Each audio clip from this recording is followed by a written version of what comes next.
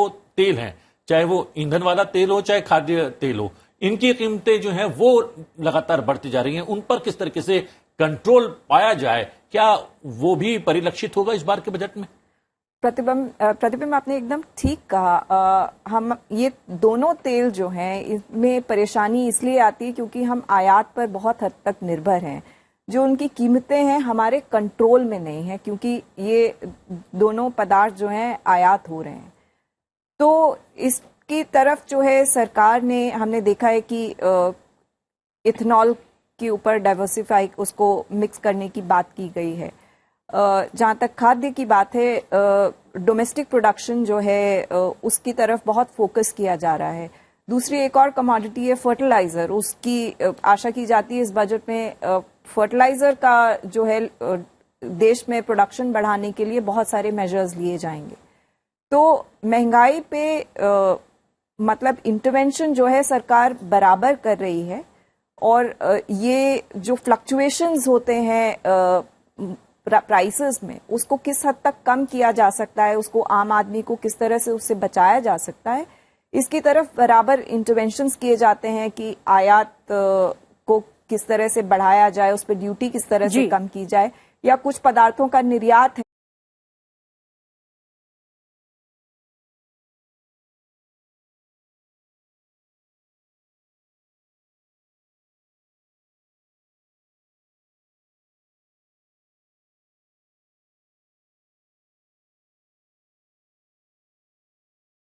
पेश करेंगी और उसको लेकर जो उम्मीदें हैं, आशाएं हैं, संभावनाएं हैं, उसको लेकर हम बातचीत कर रहे हैं। लगातार संसद टीवी की जो खास कवरेज है वो जारी है सुबह से और आज इसका विश्लेषण, बारीक विश्लेषण हम आप तक पहुंचा रहे हैं। तो तस्वीरें आप देख रहे हैं कि लगातार वहां से जो भी अपडेट्स आ रहे हैं वो हम आप तक पहुंचा रहे हैं। हमारे संवाददाता जो है वो संसद भवन परिसर में अलग अलग जगहों पर मौजूद हैं, वहां से अपडेट आप तक लगातार। जी, और हम बता दें कि संसद भवन परिसर में पहुंच गई हैं वित्त मंत्री। सबसे पहले वो वित्त मंत्रालय पहुंची थी, वित्त मंत्रालय से राष्ट्रपति भवन गई, राष्ट्रपति भवन में राष्ट्रपति से अनुमति प्राप्त करने के पश्चात संसद भवन परिसर पहुंच गई हैं। कैबिनेट की बैठक होने वाली है। कैबिनेट से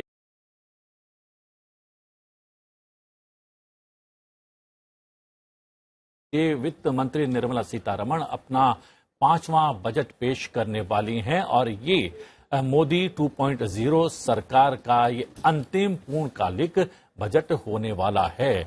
जी हां, लगातार हम अपडेट देते जा रहे हैं और अपडेट ये है कि वित्त मंत्री संसद भवन परिसर पहुंच गई हैं। कैबिनेट की बैठक शुरू हो रही है और कैबिनेट की बैठक में अनुमति हासिल करेंगी वित्त मंत्री निर्मला सीतारमण। उसके पश्चात 11 बजे वो अपना 5वां वित्त बजट 2023-24 पेश करने वाली हैं। सबकी निगाहें वित्त मंत्री पर टिकी हैं, सबकी दिल की धड़कनें थोड़ी सी तेज हो रही हैं जैसा जैसा समय नजदीक आ रहा है। बजट पेश करने का 11 बजे समय नियत है और उनके लाल रंग के पिटारे में कोई गैजेट है या फिर पिटारा है, वो भी उसका भी खुलासा उसी वक्त होगा जब वित्त मंत्री निर्मला सीतारमण आज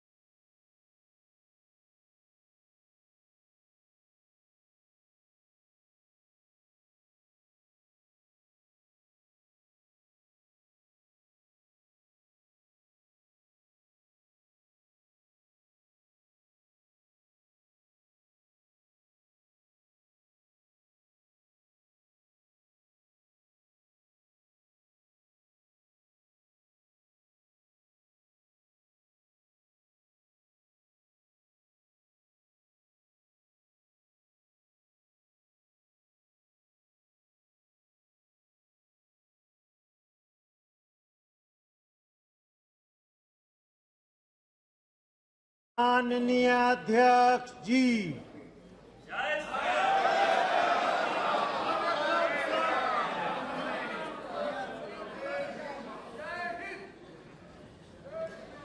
आइटम नंबर 1 माननीय वित्त मंत्री श्रीमती निर्मला सीतारमण जी।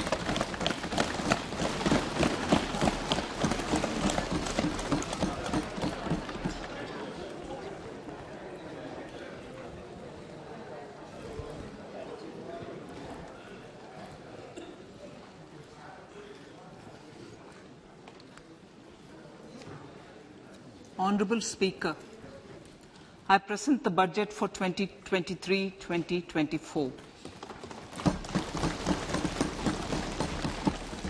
This is the first budget in Amrit Kal. This budget hopes to build on the foundation laid in the previous budget and the blueprint drawn for India at 100. We envision a prosperous and inclusive India in which the fruits of development will reach all sections and citizens, especially our youth, women, farmers, OBCs, scheduled castes and scheduled tribes. In the 75th year of our independence, the world has recognized the Indian economy as a bright star. Our current year's economic growth is estimated to be at 7%. It is notable that this is the highest among all the major economies. This is in spite of the massive slowdown globally caused by COVID-19 and the war. The Indian economy is therefore on the right track and despite a time of challenges, heading towards a bright future.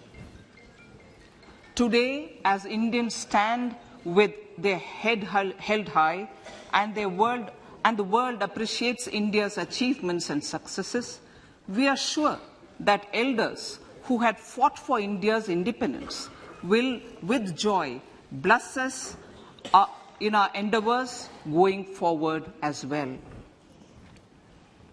Our focus on wide-ranging reforms and sound policies implemented through Sabka Prayas, resulting in Jan Bhagidari and targeted support to those in need, helped us perform well in trying times.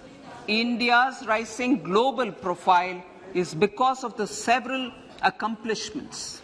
Unique world-class digital public infrastructure, example, Aadhaar, CoWIN and UPI. COVID vaccination drive in unparalleled scale and speed, proactive role in frontier areas such as achieving the climate-related goals, Mission Life and National Hydrogen Mission. During the COVID-19 pandemic, we ensured that no one goes to bed hungry with a scheme to supply free food grains to over 80 crore persons for 28 months. Continuing our commitment to ensure food and nutritional security, we are implementing from 1st January 2023 a scheme to supply free food grain to all Antyodaya and priority households for the next 1 year. Under PM Garib Kalyan Anna Yojana, the entire expenditure of about 2 lakh crore will be borne by the central government. In these times of global challenges, the G20 presidency gives us a unique opportunity to strengthen India's role in the world economic order. With the theme of Vasudhaiva Kutumbakam, we are steering an ambitious, people-centric agenda to address global challenges and to facilitate sustainable economic development. The government's efforts since 2014 have ensured for all citizens a better quality of life and life of dignity.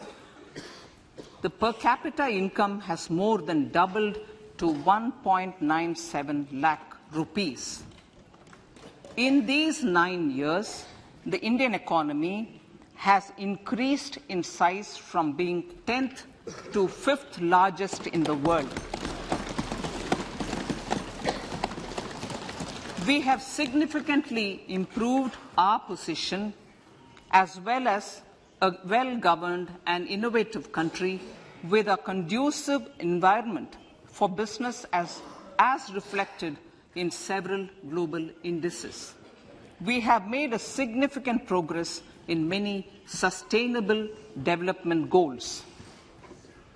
The economy has become a lot more formalized as reflected in the EPFO membership, more than doubling to 27 crore and rupees 7,400 crore digital payments of 126 lakh crore rupees through UPI in 2022. The efficient implementation of many schemes with universalization of targeted benefits has resulted in inclusive development. Some of the schemes are 11.7 crore household toilets under Swachh Bharat mission, which is achieved, 9.6 crore LPG connections under Ujjwala, 220 crore COVID vaccination of 102 crore persons, 47.8 crore PM Jan Dhan bank accounts, insurance cover for 44.6 crore persons under PM Suraksha Bima and PM Jeevan Jyoti Yojana, and cash transfer of 2.2 lakh crores of rupees to 11.4 crore to over 11.4 crore farmers under PM Kisan Samman Nidhi. Our vision for the Amrit Kal includes technology-driven and knowledge-based economy with strong public finances and a robust financial sector. To achieve this, Jan Bhagidari through Sabka Saath, Sabka Prayas is essential. The economic agenda for achieving this vision focuses on 3 things. First, facilitating ample opportunities for citizens, especially the youth, to fulfill their aspirations. Second, providing strong impetus to growth and job creation. And third, strengthening macroeconomic stability. To service these focus areas in our journey to India at 100, we believe that the following 4 opportunities can be transformative during Amrit Kal. Economic empowerment of women.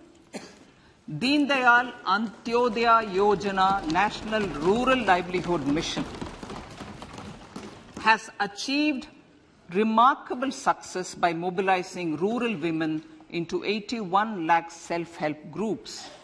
We will enable these groups to reach the next stage of economic empowerment through formation of large producer enterprises or collectives, with each having several thousand members and managed professionally. They will be helped with raw materials supply and for better design, quality, branding, and marketing of their products.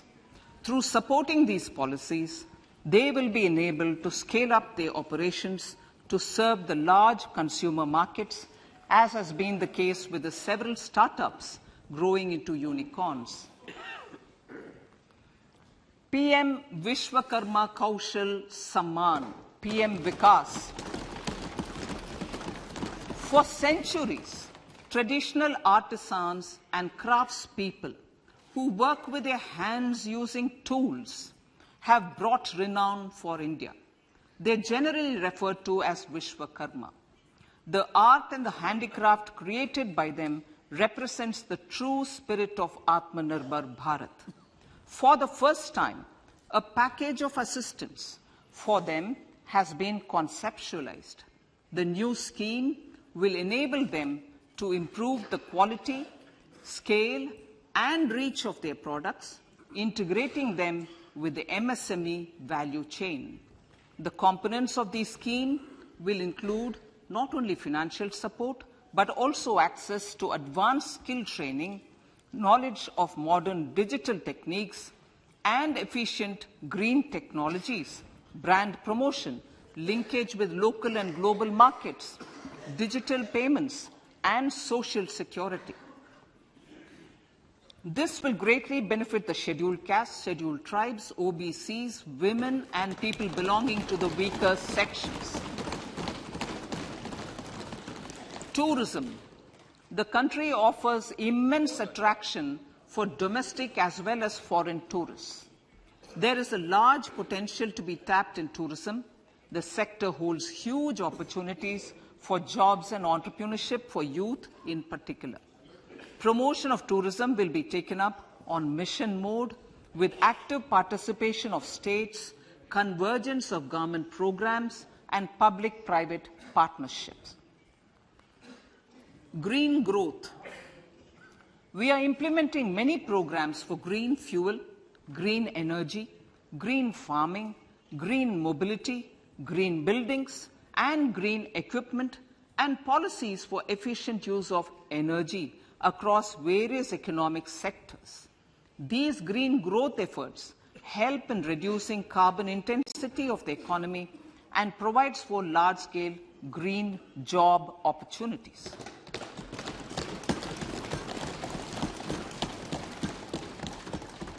Priorities of this budget. The budget adopts the following 7 priorities. They complement each other and act as the Saptarishi guiding us through the Amritkal. Inclusive development, reaching the last mile, infrastructure and investment, unleashing the potential, green growth, youth power, and financial sector. I now speak on the priority number 1, inclusive development. The government's philosophy of Sabka Saath, Sabka Vikas has facilitated inclusive development covering in specific farmers, women, youth, OBCs, scheduled castes, scheduled tribes, Divyangjan, and economically weaker sections, and overall priority for the underprivileged, Vanchiton ko Variyata. There has also been a sustained focus on Jammu Kashmir, Ladakh, and the Northeast. This budget builds on those efforts. Digital public infrastructure for agriculture. Digital public infrastructure for agriculture will be built as an open source, open standard, and interoperable public good. This will enable inclusive farmer-centric solutions through relevant information services for crop planning and health, improved access to farm inputs, credit and insurance, help for crop estimation, market intelligence, and support for growth of agri-tech industry and startups.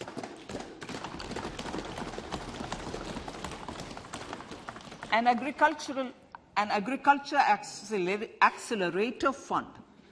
An agriculture accelerator fund will be set up to encourage agri-startups by young entrepreneurs in rural areas. The fund will aim at bringing innovative and affordable solutions for challenges faced by farmers. It will also bring in modern technologies to transform agricultural practices, increase productivity and profitability. To enhance the productivity of extra long staple cotton, we will adopt a cluster-based and value chain approach through public-private partnerships. This will mean collaboration between farmers, state, and industry for input supplies, extension services, and market linkages. We will launch an Atmanirbhar Clean Plant program to boost availability of disease-free, quality planting material for high-value horticultural crops at an outlay of 2,200 crores. Global hub for millets which are Sri Anna. India is the forefront. India's at the forefront of popularizing millets, whose consumption furthers nutrition, food security, and welfare of farmers, said the Honorable Prime Minister.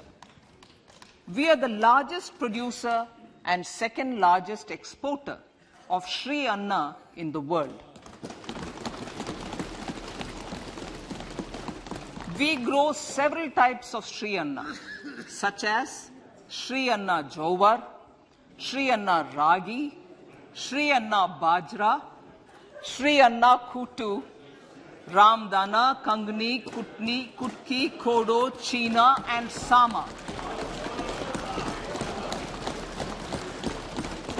These have a number of health benefits and have been an integral part of our food for centuries. I acknowledge with pride the huge service done by small farmers in contributing to the health of fellow citizens by growing these Sri Anna. Now, to make India a global hub for Sri Anna, the Indian Institute of Millet Research, ideally Indian Institute of the Sri Anna Research, Hyderabad, will be supported as the center of excellence for sharing best practices, research, and technologies at the international level. The agricultural credit target will be increased to 20 lakh crores with focus on animal husbandry, dairy, and fisheries. We will launch a new sub-scheme of PM Matsya Sampada Yojana, which is an existing scheme, but we'll launch a new sub-scheme with targeted investment of 6,000 crores to further enable activities of fishermen, fish vendors, and micro and small entrepreneurs, improve value chain efficiencies, and expand the market.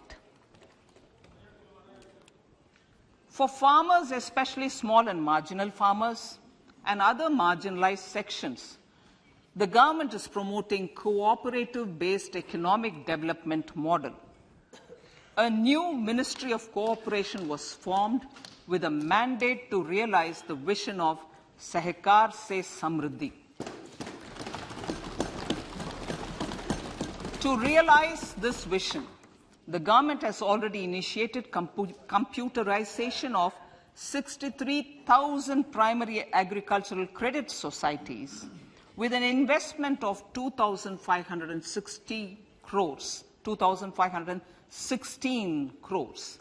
In consultation with all the stakeholders and the states, model bylaws for PACS were formulated, enabling them to become multi-purpose PACS.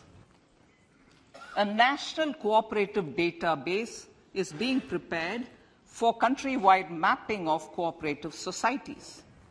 With this backdrop, we will implement a plan to set up massive decentralized storage capacity.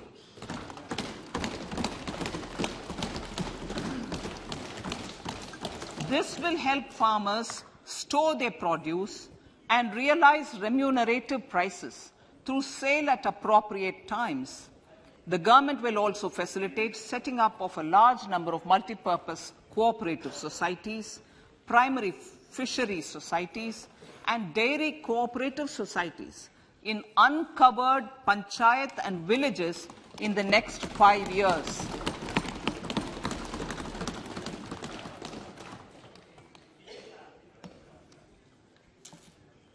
Health, education, and skilling. 157 new nursing colleges will be established in co-location in co-location with the existing 157 medical colleges established since 2014. A mission to eliminate sickle cell anemia by 2047 will be launched. It will entail awareness creation, universal screening of 7 crore people in the age group of 0 to 40 years in affected tribal areas, and counseling through collaborative efforts of central ministries and state governments. Facilities in select ICMR labs, Indian Council for Medical Research Labs, will be made available for research by public and private medical college faculty and private sector R&D teams for encouraging collaborative research and innovation. A new program to promote research and innovation in pharmaceuticals will be taken up through centers of excellence. We shall also encourage industry to invest in research and development in specific priority areas. Dedicated multidisciplinary courses for medical devices will be supported in existing institutions to ensure availability of skilled manpower for futuristic medical technologies, high-end manufacturing, and research. Teachers' training. Teachers' training will be re-envisioned through innovative pedagogy, curriculum transaction, continuous professional development, dipstick surveys, and ICT implementation. The District Institute of Education and Training will be developed as vibrant institutes of excellence for this purpose.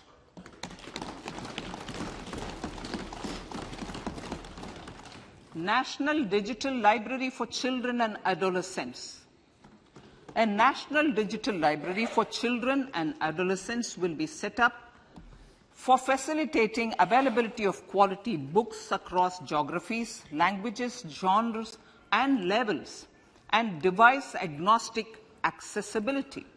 States will be encouraged to set up physical libraries for them at panchayat and ward levels and provide infrastructure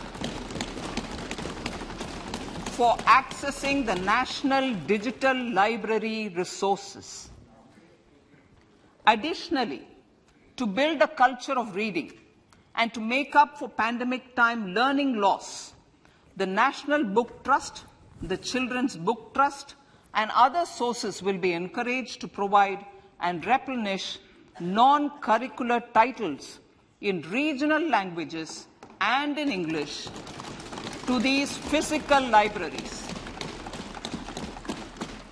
Collaboration with NGOs that work in literacy will also be a part of this initiative.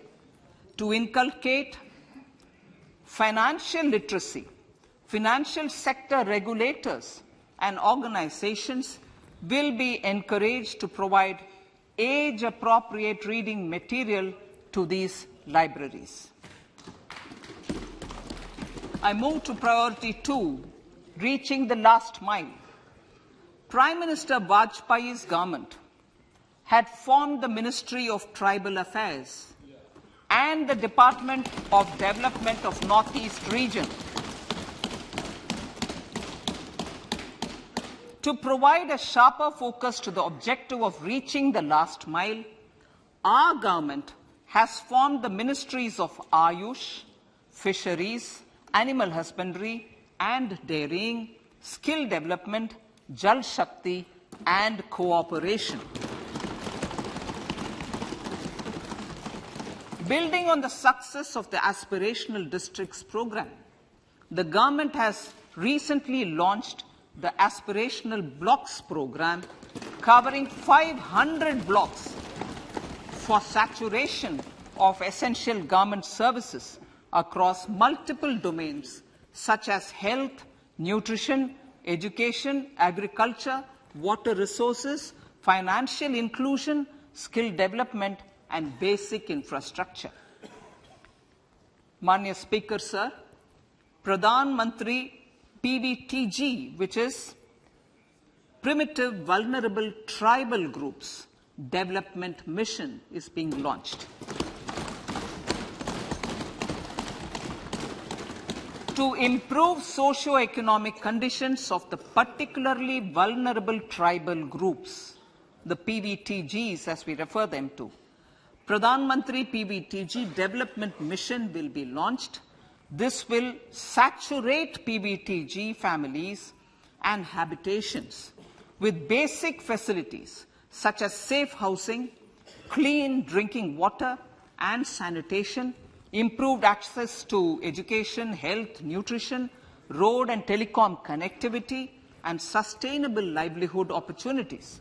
An amount of 15,000 crores will be made available to implement the mission in the next 3 years under the Development Action Plan for the Scheduled Tribes. Ekalavya Model Residential Schools. In the next 3 years, Center will recruit 38,800 teachers and support staff for the 740 Ekalavya Model Residential Schools, which is serving 3.5 lakh tribal students.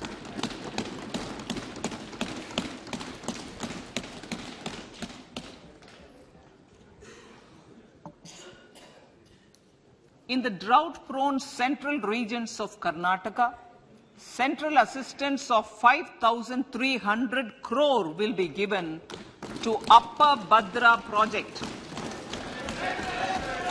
to provide sustainable micro-irrigation and filling up of surface tanks for drinking water. PM Awas Yojana.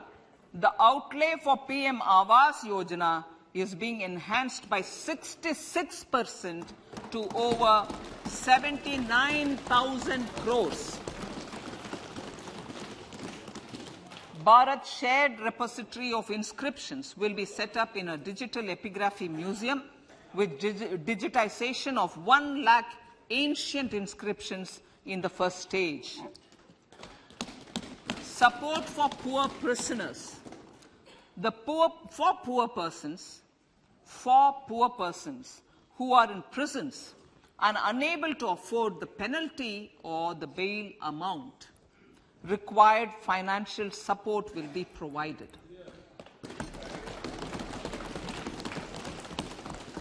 Priority number 3, infrastructure and investment. Investments in infrastructure and productive capacity have a large multiplier impact on growth and employment. After the subdued period of the pandemic, private investments are growing again. The budget takes the lead once again to ramp up the virtuous cycle of investment and job creation. Honorable Speaker, sir, the capital investment outlay is being increased steeply for the 3rd year in a row by 33% to 10 lakh crores, which would be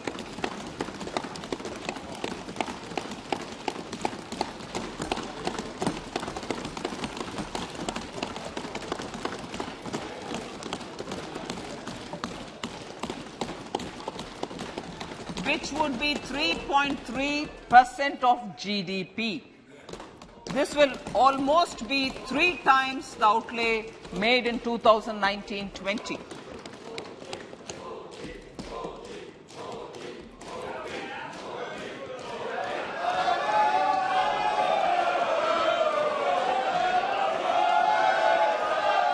This substantial increase in recent years is central to the government's efforts to enhance growth potential and job creation, crowd in private investments, and provide a cushion against global headwinds. The direct capital investment by the centre is complemented by the provision made for creation of capital assets through grants and aids to state. The effective capital expenditure of the centre is budgeted at 13.7 lakh crore rupees which will be 4.5% of GDP. Support to state governments for capital investment. I have decided to continue the 50-year interest-free loan to state governments for 1 more year to spur investment in infrastructure and to incentivize them for complementary policy actions with a significantly enhanced outlay of 1.3 lakh crores. The newly established Infrastructure Finance Secretariat will assist all stakeholders for more private investment in infrastructure, including railways, roads, urban infrastructure and power, which are predominantly depend on public resources. The harmonized master list of infrastructure will be reviewed by an expert committee for recommending the classification and financing framework suitable for Amrit Kal. A capital outlay, I'm talking about railways now, sir, Honorable Speaker, railways. A capital outlay of 2.40 lakh crores has been provided for the railways. This is the highest ever outlay this highest ever outlay is about 9 times the outlay made in 2013-14. 100 critical transport infrastructure projects for last and first mile connectivity for ports, coal, steel, fertilizer and food grain sectors have been identified. They will be taken up on priority with investment of 75,000 crores, including 15,000 crore from private sources. 50 additional airports, heliports, water aerodromes, and advanced landing grounds will be revived for improving regional air connectivity.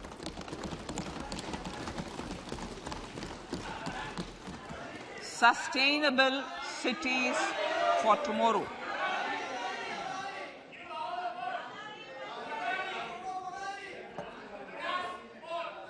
States and cities will be encouraged to undertake urban planning reforms and actions to transform our cities into sustainable cities of tomorrow. This means efficient use of land resources, adequate resources for urban infrastructure, transit-oriented development, enhanced availability and affordability of urban land and opportunities for all. Through property tax governance reforms and ring-fencing user charges on urban infrastructure, cities will be incentivized to improve their creditworthiness for municipal bonds. Like the RIDF, an Urban Infrastructure Development Fund will be established through use of priority sector lending shortfall. This will be managed by the National Housing Bank and will be used by public agencies to create urban infrastructure in Tier 2 and Tier 3 cities.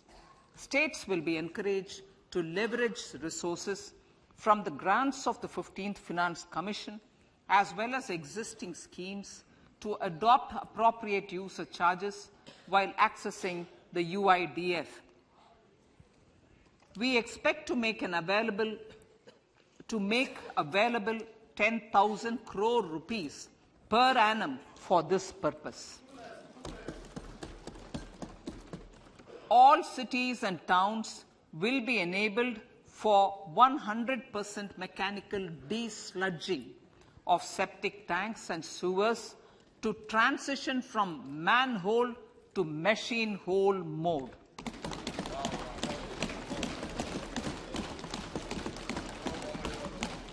Enhanced focus will be provided for scientific management of dry and wet waste.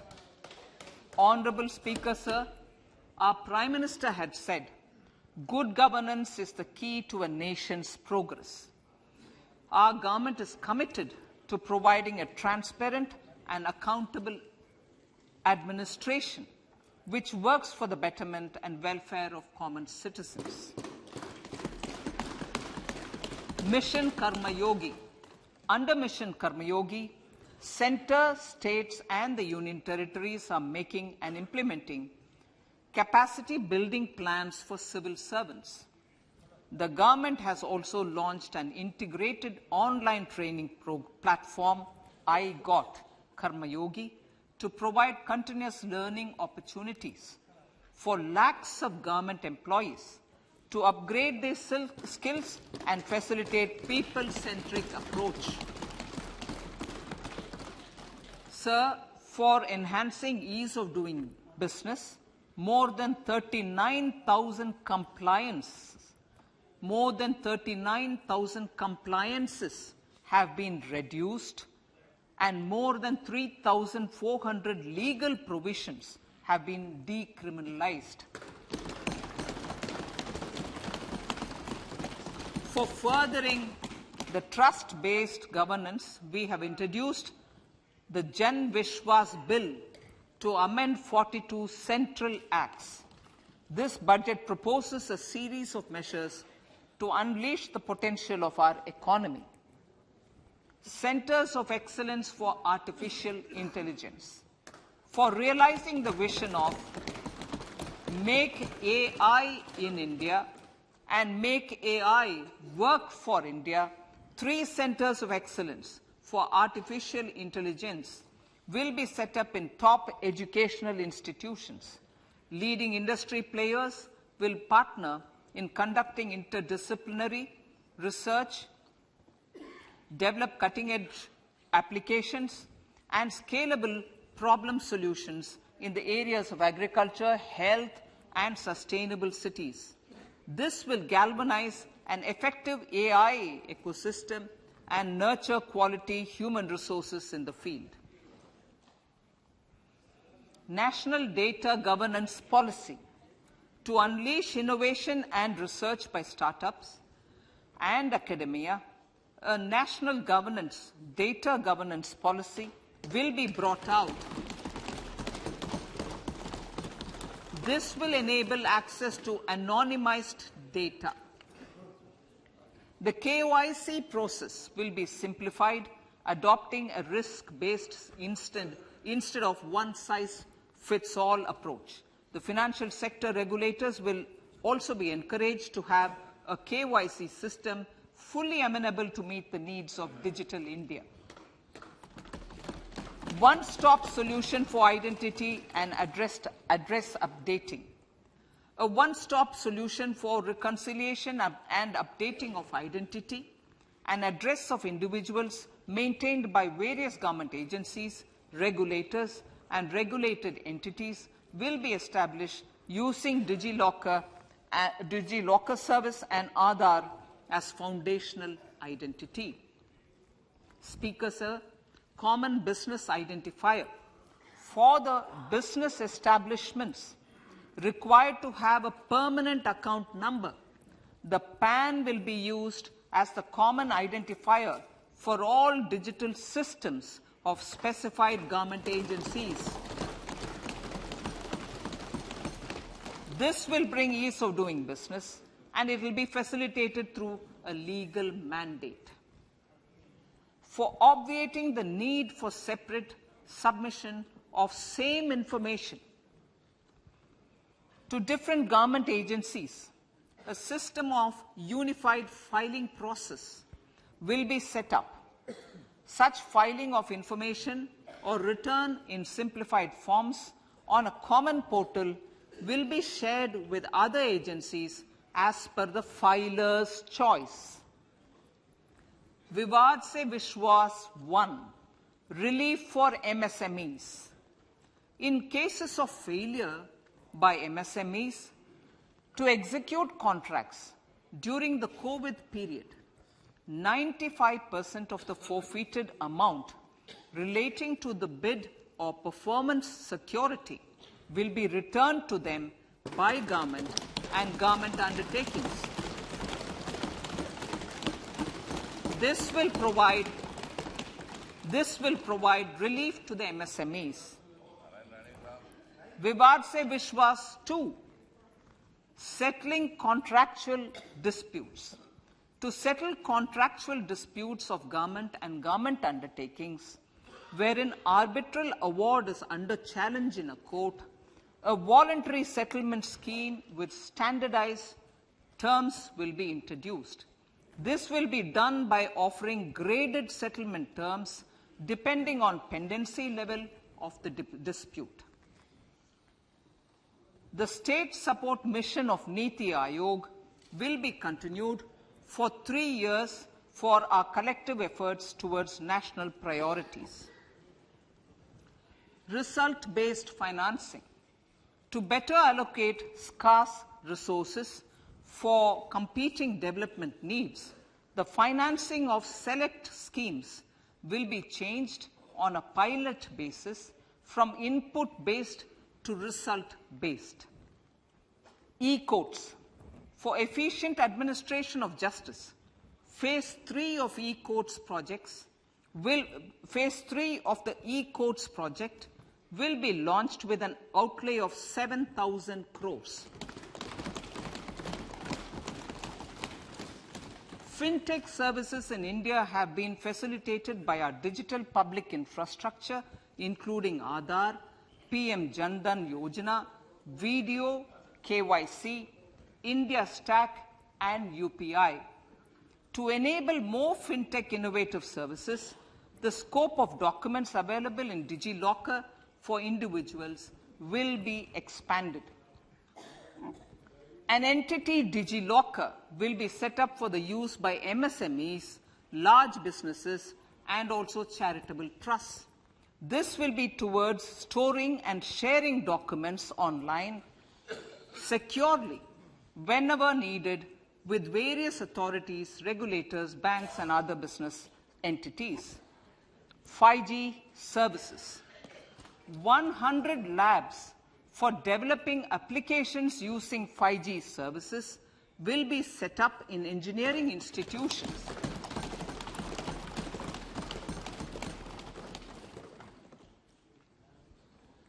To realize a new range of opportunities, business models, and employment potential. The labs will cover, among others, applications such as smart classrooms, precision farming, intelligent transport systems, and healthcare applications. Lab-grown diamonds.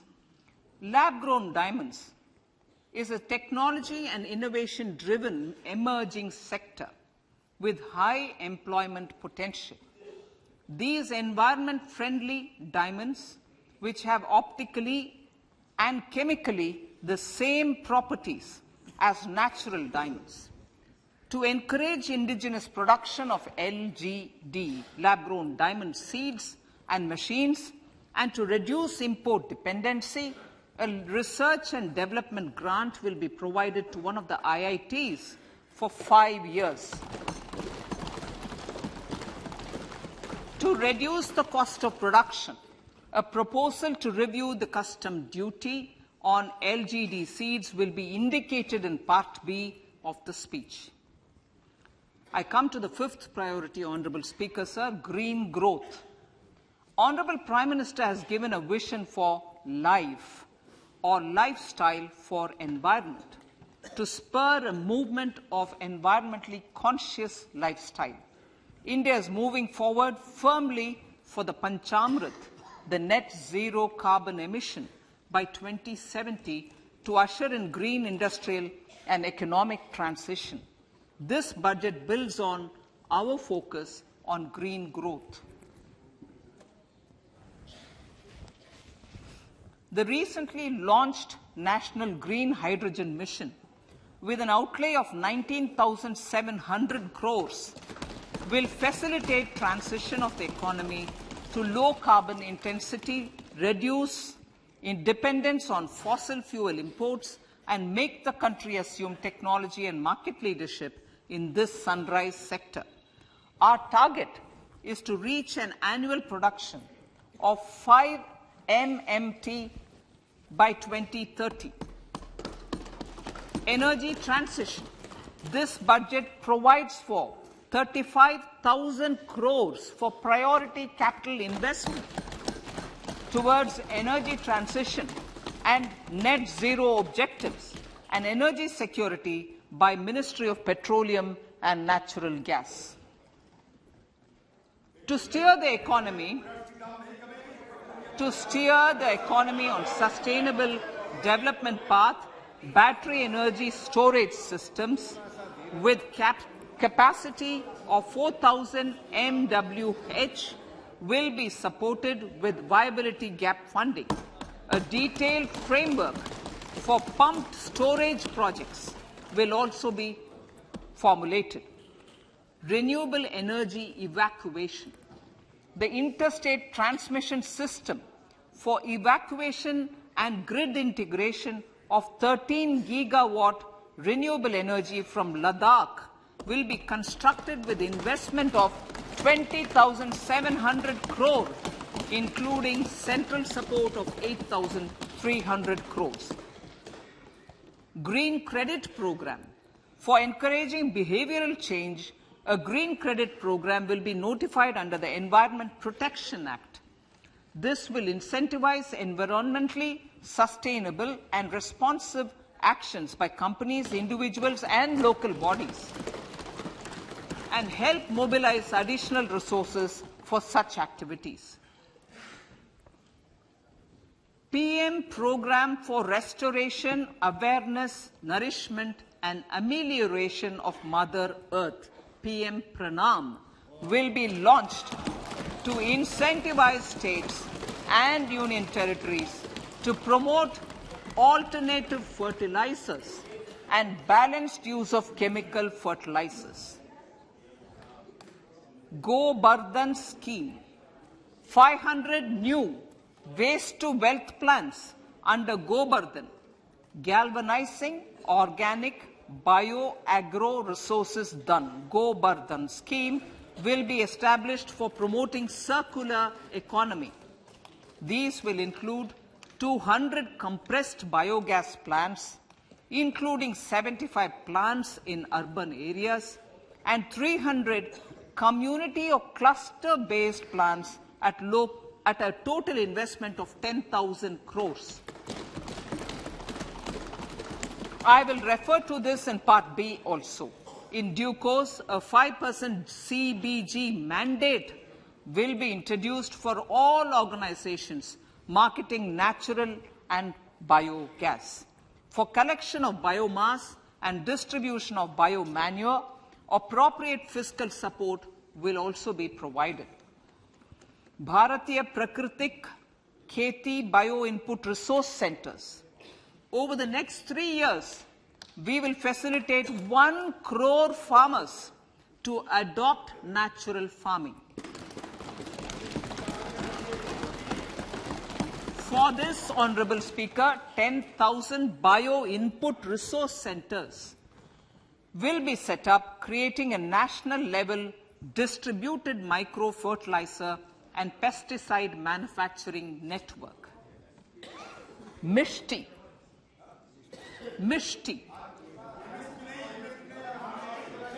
Building on India's success in afforestation, mangrove initiative for shoreline habitats and tangible incomes, Mishti, will be taken up for mangrove plantation along the coastline and on salt pan lands wherever feasible through convergence between Manrega, Campa, Fund and other sources. Amrit Dharohar.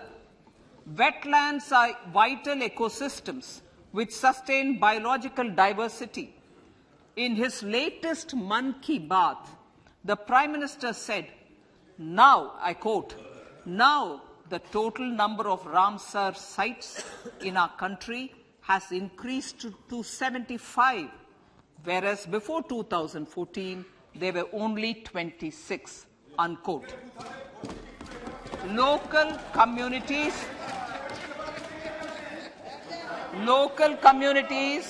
have always been at the forefront of conservation efforts. The government will promote their unique conservation values through Amrit Dharohar, a scheme that will be implemented over the next 3 years to encourage optimal use of wetlands and enhance biodiversity, carbon stock, ecotourism opportunities, and income generation for local communities. Coastal shipping. Coastal shipping will be promoted as the energy efficient and lower cost mode of transport, both for passengers and freight, through PPP mode with viability gap funding. Vehicle replacement. Vehicle replacement is an important continuing policy, replacing the old political,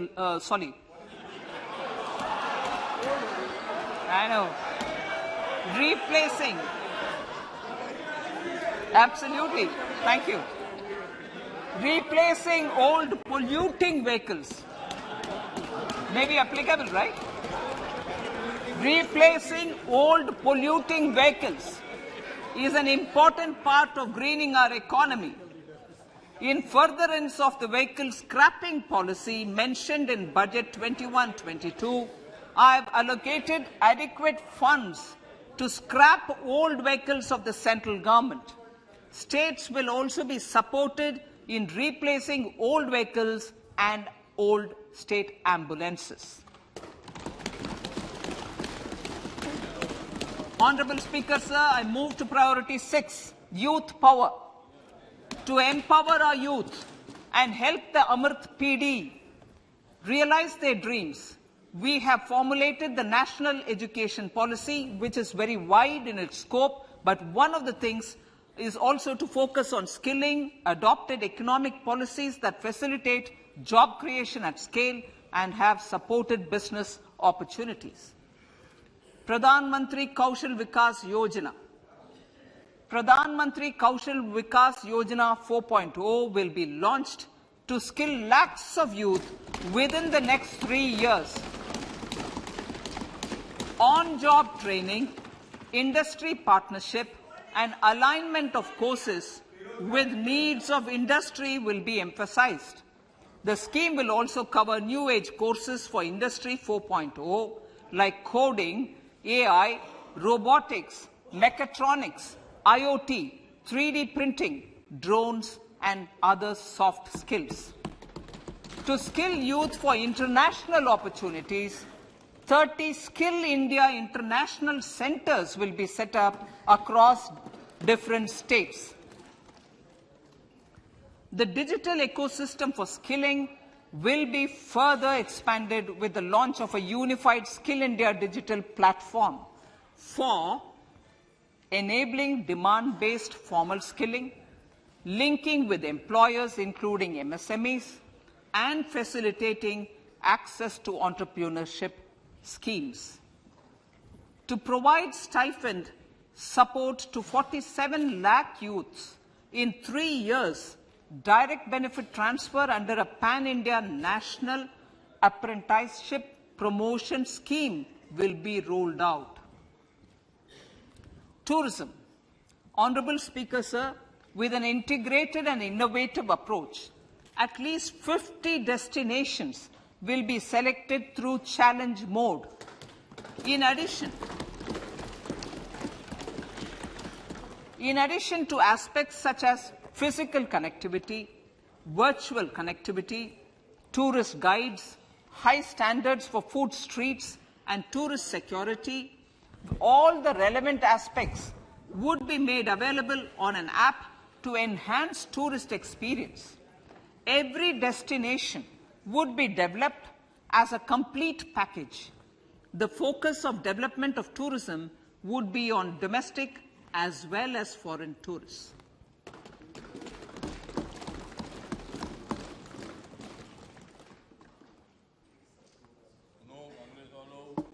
Sector-specific skilling and entrepreneurship development will be dovetailed to achieve the objectives of Dekho Apna Desh initiative. This was launched as an appeal by the Honorable Prime Minister to the middle class to prefer domestic tourism over international tourism. The integrated development of theme-based tourist circuits, the Swadesh Darshan scheme, was also launched. Under the Vibrant Villages program, tourism infrastructure and amenities will be facilitated in border villages. Unity Mall. States will be encouraged to set up a Unity Mall in their state capital or most prominent tourism center or the financial capital for promotion and sale of their one district, one product and GI products and other handicraft products, and for providing space for such products of all other states as well. Sir, priority number 7, financial sector. Our reforms in the financial sector and innovative use of technology have led to financial inclusion at scale, better and faster service delivery, ease of access to credit, and participation in financial markets. This budget proposes to further these measures. Credit guarantee for MSMEs. Last year, I proposed revamping of the credit guarantee scheme for the MSMEs. I am happy to announce that the revamped scheme will take effect from 1st April 2023 through infusion of 9,000 crores in the corpus. This will enable additional collateral-free guaranteed credit of 2 lakh crores of rupees. Further, the cost of credit will be reduced by about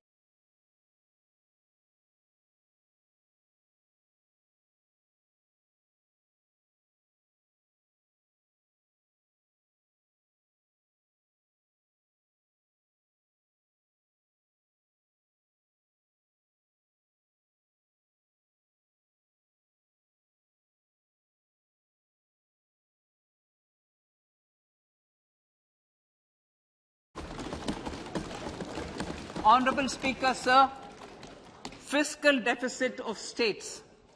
States will be allowed a fiscal deficit of 3.5% of GSDP, of which 0.5% will be tied to power sector reforms. Revised estimates 2022 to 2023. The revised estimate, Honorable Speaker, sir, of the total receipts other than borrowing is 24.3 lakh crores, of which the net tax receipts are 20.9 lakh crores. The revised estimate of the total expenditure is 41.9 lakh crores of rupees, of which the capital expenditure is about 7.3 lakh crores. The revised estimate of the fiscal deficit is 6.4% of GDP, adhering to the budget estimate. So budget estimates of 2023-24. Coming to 2023-24, the total receipts other than borrowings and the total expenditure are estimated at 27.2 lakh crores and 45 lakh crores respectively. The net tax receipts are estimated at 23.3 lakh crores. The fiscal deficit is estimated to be 5.9% of the GDP. In my budget speech for 21-22, I had announced that we plan to continue the path of fiscal consolidation, reaching a fiscal deficit of below 4.5% by 2025-26, with a fairly steady decline over the period. We have adhered to this path, and I reiterate my intention to bring the fiscal deficit below 4.5% of GDP by 2025-26. To finance the fiscal deficit in 2023-24, the net market borrowings from dated securities are estimated at 11.8 lakh crores. The balance financing is expected to come from small savings and other sources. The gross market borrowings are estimated at 15.43 lakh crores of rupees. Honorable Speaker, sir, I now move to Part B.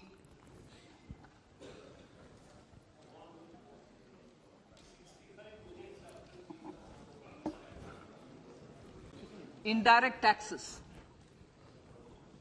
My indirect tax proposals will aim to promote exports, boost domestic manufacturing, enhance domestic value addition, encourage green energy and mobility. A simplified tax structure with fewer tax rates helps in reducing compliance burden and improving tax administration. I propose to reduce the number of basic customs duty rates on goods other than textiles and agriculture from 21 to 13. As a result, there are minor changes in the basic custom duties, cesses and surcharges on some items including toys, bicycle, automobiles and naphtha. Green mobility. To avoid cascading of taxes on blended compressed natural gas, I propose to exempt excise duty on GST paid compressed biogas contained in it. To further provide impetus to green mobility, customs duty exemptions is being extended to import of capital goods and machinery required for manufacture of lithium-ion cells for batteries used in electrical vehicles as well. Electronics.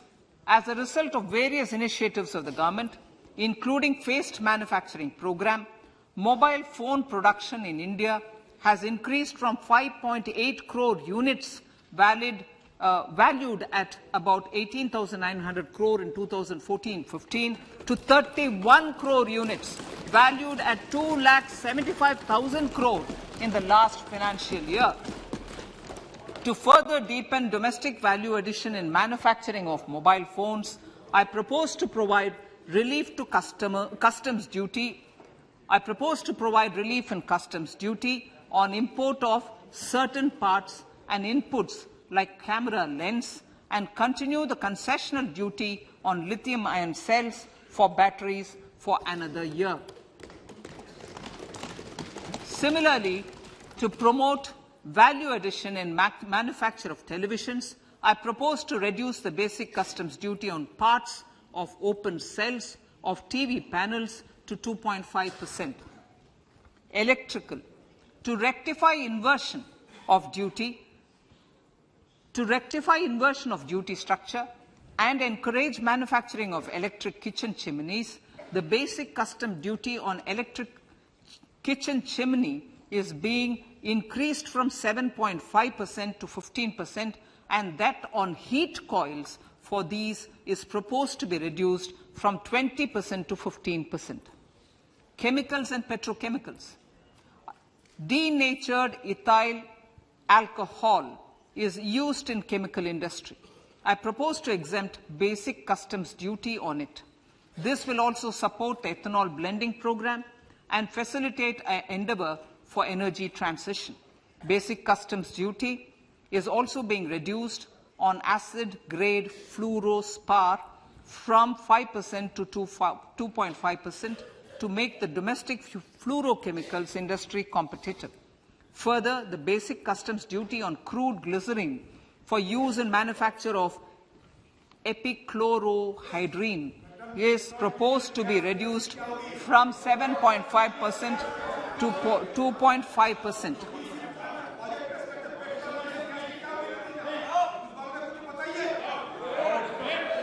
Marine products. In the last financial year, marine products recorded the highest export growth, benefiting farmers in the coastal states of the country. To further enhance the export competitiveness of marine products, particularly shrimps, duty is being reduced on key inputs for domestic manufacture of shrimp feed. India is a global leader, as I said in Part A, in cutting and polishing of natural diamonds, contributing about 3/4 of the global turnover by value. With the depletion of deposits of natural diamonds, the industry is moving towards lab-grown diamonds, and it holds huge promise. To seize this opportunity, I propose to reduce the basic customs duty on seeds used in their manufacture. Customs duties on door or doré and bars of gold and platinum were increased earlier this fiscal. I propose to increase the duties on articles made therefrom to enhance the duty differential. I also propose to increase the import duty on silver doors, bars and articles to align them with that on gold and platinum. To facilitate availability of raw materials for the steel sector, exemptions from basic custom duty on raw materials for manufacture of CRGO steel, ferrous scrap and nickel cathode is being continued. Similarly, the concessional BCD of 2.5% on copper scrap is also being continued to ensure the availability of raw materials for secondary copper producers who are mainly in the MSME sectors. Compounded rubber. The basic custom duty rate on compounded rubber is being increased from 10% to 25% or 30 kg, whichever is lower, at par with that of natural rubber other than latex, to curb circumvention of duty. Cigarettes. National calamity contingent duty on specified cigarettes was last revised 3 years ago. This is proposed to be revised upwards by about 16%. Direct taxes. I now come to my direct tax proposals. Honourable Speaker, these proposals aim to maintain continuity and stability of taxation, further simplify and rationalize various provisions to reduce the compliance burden, promote the entrepreneurial spirit, and provide tax relief to citizens. It has been constant endeavour of the Income Tax Department to improve taxpayers' services by making compliance easy and smooth. Our taxpayers portal received a maximum of 72 lakh returns in a day, processed more than 6.5 crore returns this year. Average processing period reduced from 93 days in financial year 13-14 to 16 days only now. And 45% of the returns were processed within 24 hours. We intend to further improve this, roll out the next generation common IT return form for taxpayer convenience, and also plan to strengthen the grievance redressal mechanism. MSMEs and professionals. MSMEs are growth engines of our economy. Micro enterprises with turnover up to 2 crore of rupees and certain professionals with turnover of up to 50 lakh rupees can avail the benefit of presumptive taxation. I propose to provide enhanced limits of 3 crore and 75 lakh respectively to the taxpayers whose cash receipts are no more than 5%. Whose cash receipts are no more than 5%. Moreover, to support MSMEs in timely receipt of payments, I propose to allow deduction for expenditure incurred on payments made to them only when payment is actually made. Cooperation. Cooperation is a value to be cherished. In realizing our Prime Minister's goal for Sehkar Se Samriddhi and his resolve to connect the spirit of cooperation with the spirit of Amrit Kal, in addition to the measures proposed in Part A, I have a slew of proposals for the cooperation sector. First, new cooperatives that commence manufacturing activities till 2024, 31st March, shall get the benefit of a lower tax rate of 15%, as is presently available to new manufacturing companies. Secondly, I propose to provide an opportunity to sugar cooperatives to claim payments made to sugarcane farmers for the period prior to the assessment year 2016-17 as expenditure. This is expected to provide them a relief of almost 10,000 crores. Thirdly, I am providing a higher limit of 2 lakh per member for cash deposits to loans in cash by primary agricultural cooperative societies and primary agricultural primary cooperative agriculture and rural development banks. I repeat that. Thirdly, I'm providing a higher limit of 2 lakh per member for cash deposits to and loans in cash by primary agricultural cooperative societies and primary cooperative agricultural and rural development banks. Similarly, a higher limit of 3 crore for TDS on cash withdrawal is being provided to cooperative societies. Startups.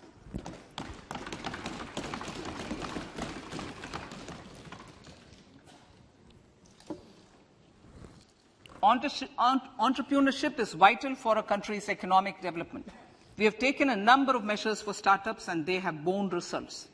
India is now the third largest ecosystem for startups globally and ranks second in innovation quality among middle-income countries. I propose to extend the date of incorporation for income tax benefits to startups from 31/3/2023 to 31/3/2024. I further propose to provide the benefit of carry forward of losses on change of shareholding of startups from 7 years of incorporation to 10 years.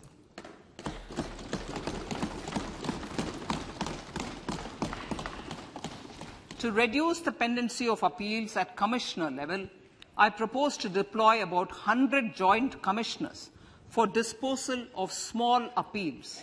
We shall also be more selective in taking up cases for scrutiny of returns already received this year. Better targeting of tax concessions. For better targeting of tax concessions and exemptions, I propose to cap deduction from capital gains on investment in residential house under Section 54 and Section 54F to 10 crores. Another proposal with similar intent is to limit income tax exemption from proceeds of insurance policies with very high value. Rationalization. Honourable Speaker, sir, there are a number of proposals relating to rationalization and simplification. Income of authorities, boards, and commissions set up by statutes of union or state for the purpose of housing, development of cities, towns, and villages, and regulating and developing an activity or matter is proposed to be exempted from income tax. Other major measures in this direction are removing the minimum threshold of 10,000 for TDS and clarifying taxability relating to online gaming, not treating conversion of gold into electronic gold receipts and vice versa as capital gains, reducing the TDS rate from 30% to 20% on taxable portion of EPF withdrawals in non-PAN cases, and taxation on income for market-linked debentures. Other major proposals in the finance bill relate to the following: extension of period of tax benefits to funds relocating to IFSC, GIFT City till 31/3/2025, decriminalization under Section 276A of the Income Tax Act, allowing carry forward of losses on strategic disinvestment, including that of IDBI Bank, and providing EEE status to Agnivir Fund. Personal income tax.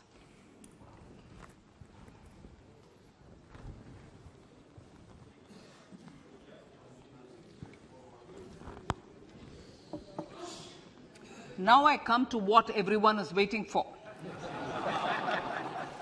Personal income tax. I have 5 major announcements to make in this regard. These primarily benefit our hard-working middle class. The first one concerns rebate. Currently, those with income up to 5 lakh do not pay any income tax in both old and new regimes.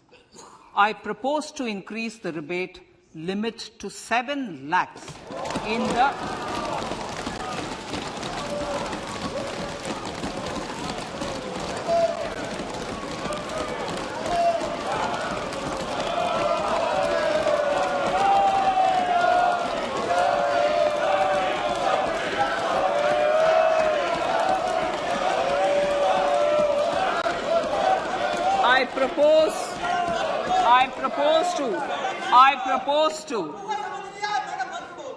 propose to increase the rebate limit to 7 lakh in the new tax regime. Thus, persons in the new tax regime with income up to 7 lakhs will not have to pay any tax at all.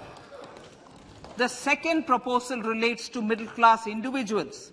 I had introduced in the year 2020 the new personal income tax regime with 6 income slabs starting from 2.5 lakh. I propose to change the tax structure in this regime by reducing the number of slabs to 5 and increasing the tax exemption limit to 3 lakhs. The new tax rates are 0 to 3 lakh, nil. 3 to 6 lakhs, 5%. 6 to 9 lakhs, 10%. 9 to 12 lakh, 15%. 12 to 15 lakhs, 20%. And above 15 lakhs, 30%. This will provide major relief to all taxpayers in the new regime. An individual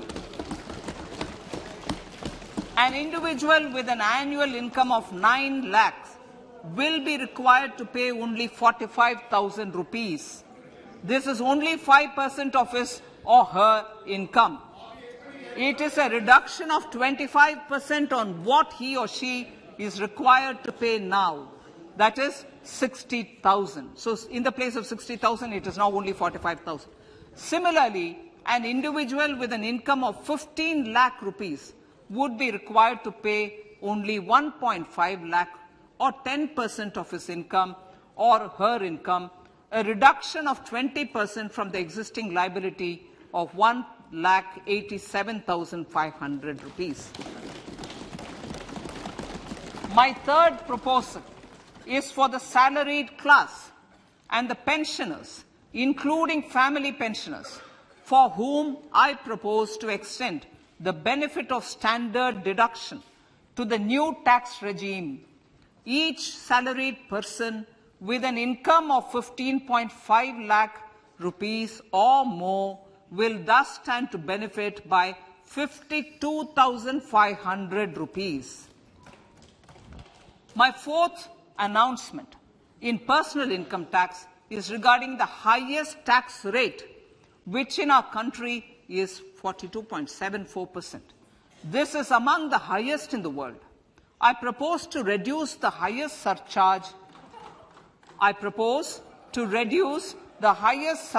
Rate from 37% to 25% in the new tax regime.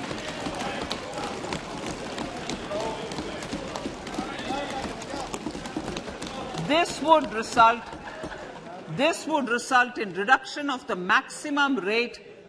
This would result in the reduction of the maximum tax rate to 39%. Lastly, the limit of 3 lakh rupees for tax exemption on leave encashment on retirement of non-government salaried employees was last fixed in the year 2002, when the highest basic pay in the government was only 30,000 rupees per month. In line with the increase in the government salaries, I am proposing to increase this limit to 25 lakh rupees.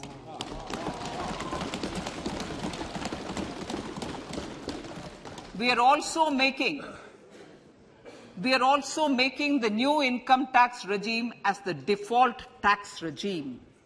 However, citizens will continue to have the option to avail the benefit of the old tax regime. Apart from these, I am also making some other changes as given in the annexure. As a result of these proposals, revenue of about 38,000 crore to 37,000 crore in direct taxes and rupees 1,000 crore in indirect taxes will be foregone, while revenue of about 3,000 crore will be additionally mobilized. Thus, the total revenue foregone is about 35,000 crores annually. Honorable Speaker, sir, with these words, I commend the budget to this August House.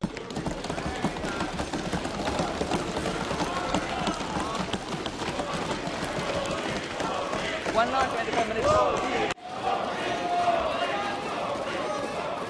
Item number